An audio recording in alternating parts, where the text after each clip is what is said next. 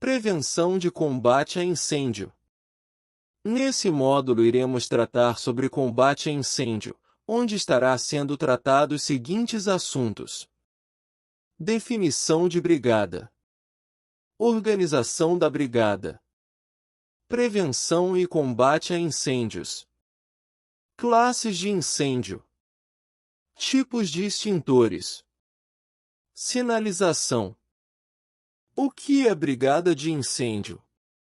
A brigada de incêndio é um grupo organizado de pessoas voluntárias ou não, treinadas e capacitadas para atuar na prevenção, abandono e combate a um princípio de incêndio e prestar os primeiros socorros, dentro de uma área pré-estabelecida. Organização da brigada. A brigada de incêndio deve ser organizada de forma como segue: brigadistas, membros da brigada que executam as atribuições pré-determinadas. Líder, responsável pela coordenação e execução das ações de emergência em sua área de atuação, pavimento, compartimento. Chefe da brigada, responsável por uma edificação com mais de um pavimento. É escolhido entre os brigadistas aprovados no processo seletivo. Coordenador geral, responsável geral por todas as edificações que compõem uma planta.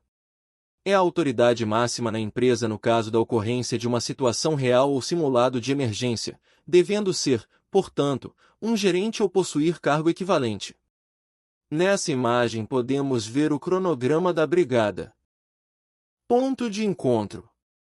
Toda empresa tem que ter um ponto de encontro. No ponto de encontro é local em caso de emergência onde a equipe irá se encontrar. Placa de identificação. Nessa imagem segue modelo de placa de identificação ponto de encontro brigada. Comportamento. Cada pessoa tem um comportamento diferente em situações de emergências. Esses comportamentos na maioria das vezes a pessoa não consegue controlar. Cada pessoa reage em uma situação de emergência de forma diferente. Vai ter pessoas que vão se desesperar, outras vão colocar a mão na massa e vai ter aquele que só quer correr. Contatos para emergências. Em caso de emergência devemos sempre ter em mente que devemos pedir socorros aos seguintes locais: 192, SAMU. 193 Corpo de Bombeiros. 191, PRF. 190 Polícia Militar. É melhor saber e não precisar do que precisar e não saber. Qual a diferença entre fogo e incêndio? Vamos pensar um pouco. O que é fogo? Situação que pode ser controlada, que não foge do controle. O que é incêndio? Foco de incêndio que se desenvolveu e saiu do controle. Relembrando. Fogo é quando está sob controle. Incêndio é quando não se tem mais controle. Recomendações para se evitar o fogo. Armazenagem adequada de materiais combustíveis e inflamáveis. Cuidados com instalações elétricas. Instalação de para-raios. Manter ordem e limpeza. Cuidados com fumantes pois contém riscos de faíscas e fagulhas. Tetraedro do fogo. O tetraedro do fogo é um conjunto formado por 4 elementos imprescindíveis para a criação do fogo, sendo eles: calor, combustível, comburente e a reação em cadeia. Elementos que compõem o fogo. Os elementos que compõem o fogo são: combustível, comburente, calor. Estes formam o triângulo do fogo.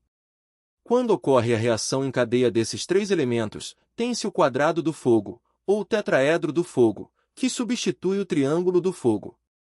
Elementos essenciais do fogo. Combustível.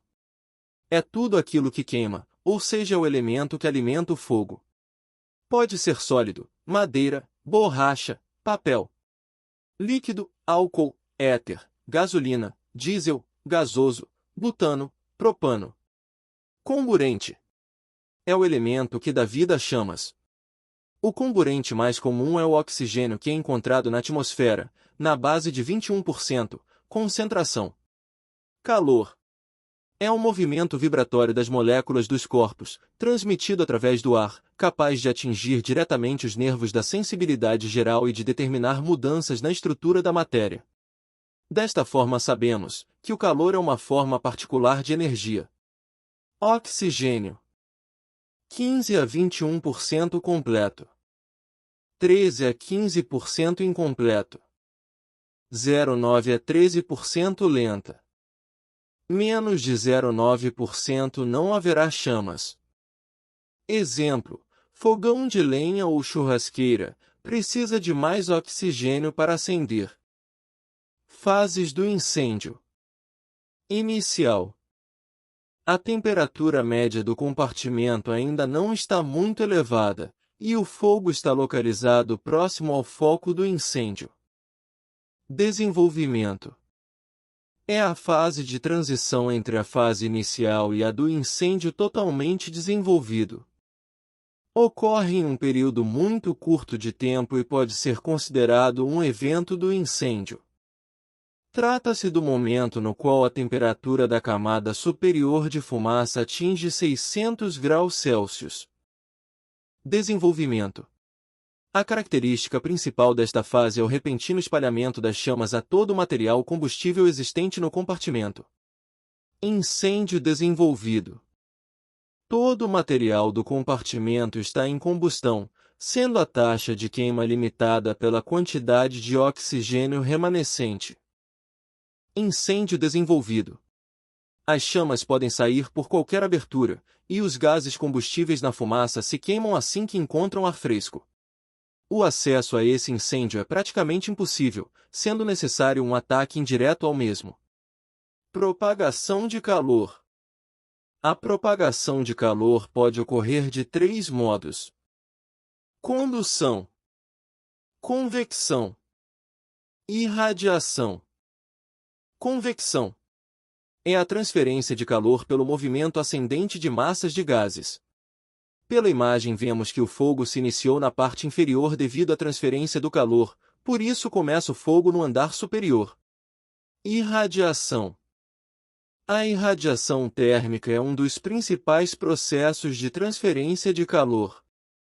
Esse processo ocorre por meio da emissão de ondas eletromagnéticas, uma vez que todos os corpos que se encontrem em temperaturas acima do zero absoluto emitem radiação térmica. Quando acontece o processo de irradiação? Quando se tem um incêndio em uma residência, devido à irradiação a casa do lado começa a incendiar. Método de extinção do fogo. A extinção do fogo baseia na retirada de um dos 4 elementos que provocam o fogo. É a forma mais simples de se extinguir um incêndio, pois se baseia na retirada do material combustível, ainda não atingido, da área da propagação do fogo, interrompendo a alimentação da combustão. Exemplo: fechamento de uma válvula ou interrupção de vazamento de combustível líquido ou gasoso. Resfriamento. Um método de extinção por resfriamento consiste na extinção do fogo, através da diminuição da temperatura e, consequentemente, do calor presente no local. O objetivo, no entanto, é fazer com que o combustível não gere mais gases e vapores e consiga, portanto, se apagar. A forma mais eficaz do resfriamento é utilizar a água. Abafamento. Este método consiste em impedir que o comburente, geralmente o oxigênio, permaneça em contato com o combustível, numa porcentagem ideal para a alimentação da combustão. Exemplo: uso de uma tampa de panela para apagar uma chama na frigideira ou bater com a vassoura sobre a chama. Classes de incêndio. Classe A. São materiais de fácil combustão, com a propriedade de queimarem em sua superfície e profundidade, que deixam resíduos como papel, papelão, madeira, plástico, tecido. Observação: nunca utilize em classe C de incêndio materiais elétricos energizados. Classe B.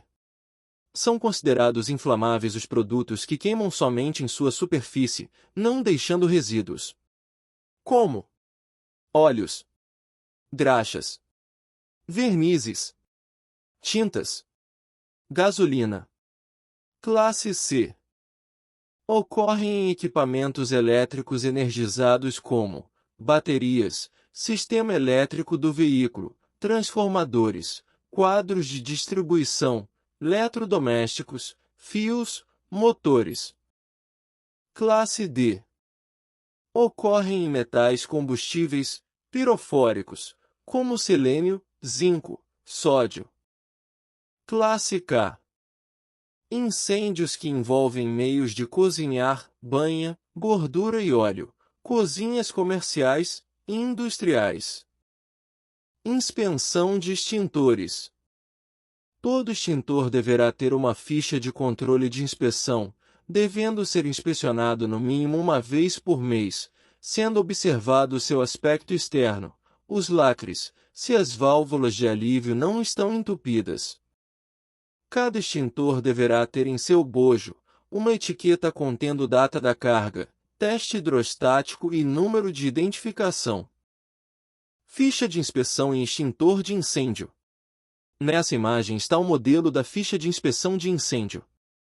A partir de agora, pessoal, vamos falar sobre extintores, sobre cada tipo. O que são extintores? Aparelhos destinados a dar combates a princípios de incêndios por meio de injeção de substância extintora. Tem por finalidade controlar ou debelar princípio de incêndios. Os extintores podem ser portáteis, até 20 kg.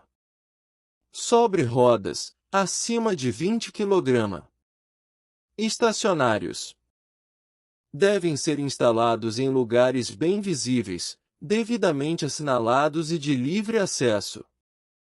Os portáteis deverão ser afixados a uma altura máxima de 1,60 m do chão até sua parte superior e a uma altura mínima de 0,20 cm do chão até sua parte inferior. Essa imagem explica melhor a forma correta de como devemos instalar os extintores. A área onde fica o extintor deverá estar desobstruída e ser verificada a altura máxima e mínima a serem instalados.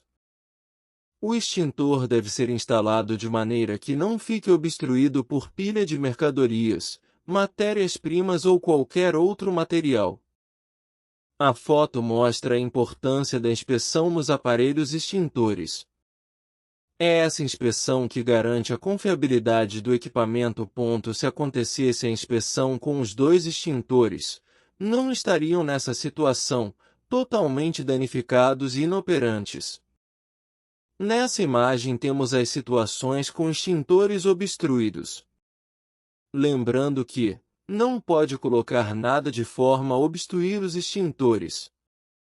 Olha as situações das imagens.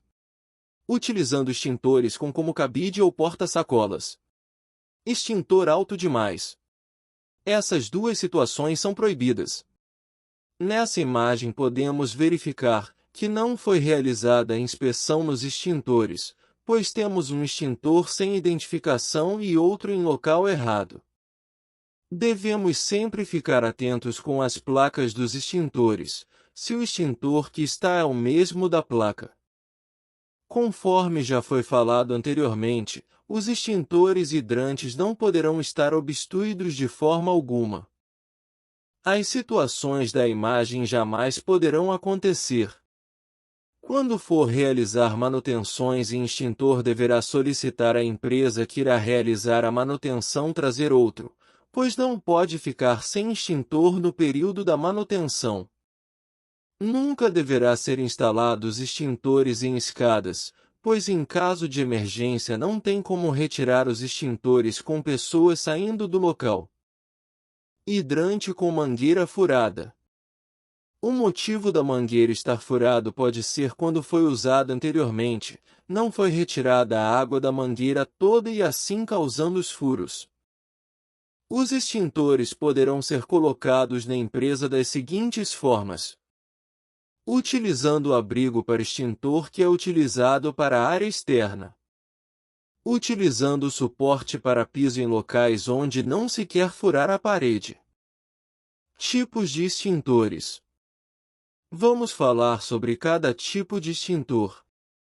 Água pressurizada, AP.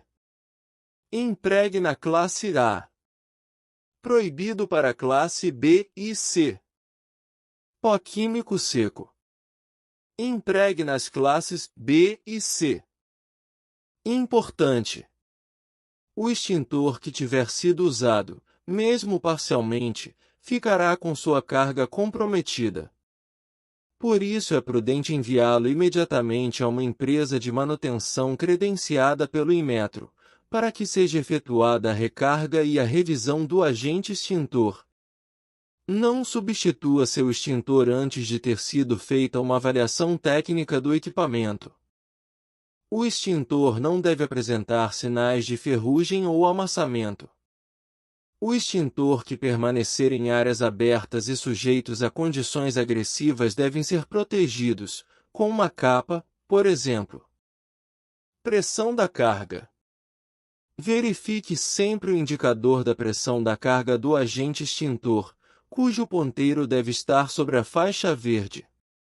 Em caso contrário, procure uma empresa certificada para fazer a recarga. Como usar o extintor de incêndio? Aproxime-se no sentido do vento. Aproxime-se do incêndio cuidadosamente. Movimente o jato em forma de leque atacando a base do fogo. No caso de combustível líquido, evite uma pressão muito forte, para que não aumente a área de combustão. Ao final, assegure-se de que não houve reignição. Hidrante. Em cada andar das edificações com mais de 4 pavimentos, inclusive térreo, existe uma caixa de cor vermelha, tendo na porta a palavra incêndio, e no seu interior um hidrante equipado com mangueiras e esguicho, destinado a combater incêndios em materiais sólidos combustíveis. Como utilizar o hidrante? Abra o registro. Ataque o fogo dirigindo o jato para a base das chamas. Cuidados. O hidrante só deve ser utilizado no combate a incêndios. Jamais utilize hidrantes para lavar a empresa. Jato compacto.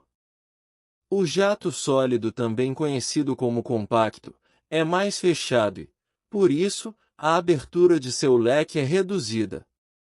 Assim, a água é direcionada para um só lugar, o que reduz sua área de abrangência, tornando o combate às chamas mais efetivo em um local específico. Jato neblina ou chuveiro. A diferença entre um jato neblina e um jato chuveiro é que o jato neblina tem um padrão definido, é geralmente composto por pequenas gotículas, e é normalmente regulável. O jato chuveiro nem sempre tem um padrão definido, é normalmente composto por gotículas maiores, e geralmente não é regulável. Tubulação exposta. É uma das formas de se passar a tubulação para chegar com água até o hidrante. Lembrando que a tubulação de água que abastece os hidrantes sempre são na cor vermelha. Hidrante de recalque. Utilizado para reabastecimento da rede de hidrantes por fonte externa. Hidrante de coluna. Usado para reabastecer as viaturas do Corpo de Bombeiros. Equipamentos de prevenção e combate a incêndios. Nessa imagem temos alguns dos equipamentos de combate a incêndio. Detector de fumaça. Alarme de incêndio. Sirene. Equipamentos de prevenção e combate a incêndios. Esguicho regulável. Esguicho agulheta. Chave de mangueira. Luminárias de emergência. Exemplo de portaria. Portaria 003, que define procedimentos de identificação de população permitida em estabelecimentos do Grupo F, locais de reunião de público do Código de Segurança contra Incêndios e Pânico em bares, restaurantes, casas noturnas. Placa informativa contendo algumas referências dos sistemas de proteção que contém na edificação. Sinalização de segurança. As placas verdes significam orientação e salvamento. Então, pessoal, vamos fazer um teste. Você já visualizou essa placa na empresa onde trabalha? Já sabia o porquê da cor verde? Agora sabemos que onde se encontrar a placa na empresa de cor verde é orientação e salvamento. Placas de sinalização. As placas vermelhas significam sinalização de equipamentos relacionados a combate a incêndio. Sinalizações. Olha a diferença entre o momento que as luzes estão acesas para quando estão apagadas. Em uma situação de emergência, a visualização ficaria muito fácil, correto? Então, pessoal, sinalização é essencial para casos de emergências. Combate ao incêndio. Desligue a chave elétrica geral em caso de curto-circuito. Procure impedir a propagação do fogo combatendo as chamas no estágio inicial. Utilize o equipamento de combate ao fogo disponível nas áreas comuns do edifício. Na inexistência ou insuficiência deste, procure abafar as chamas com uma cortina ou toalha.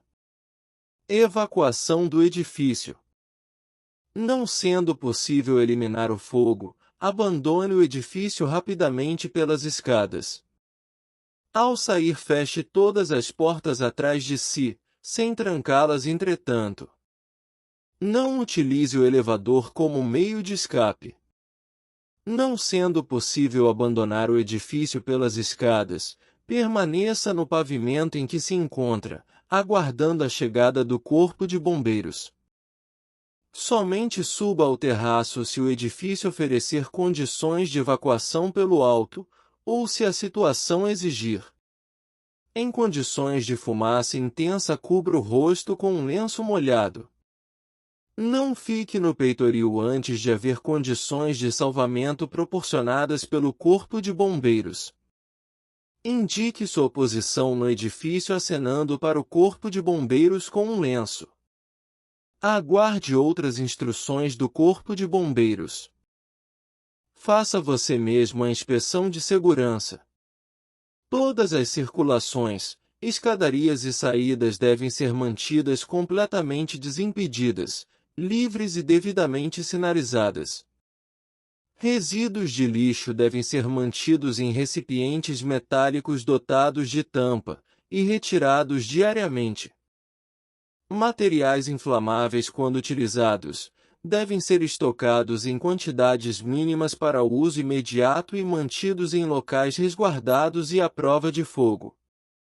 Os telefones do Corpo de Bombeiros e demais instruções para casos de emergência devem ser mantidos em local visível.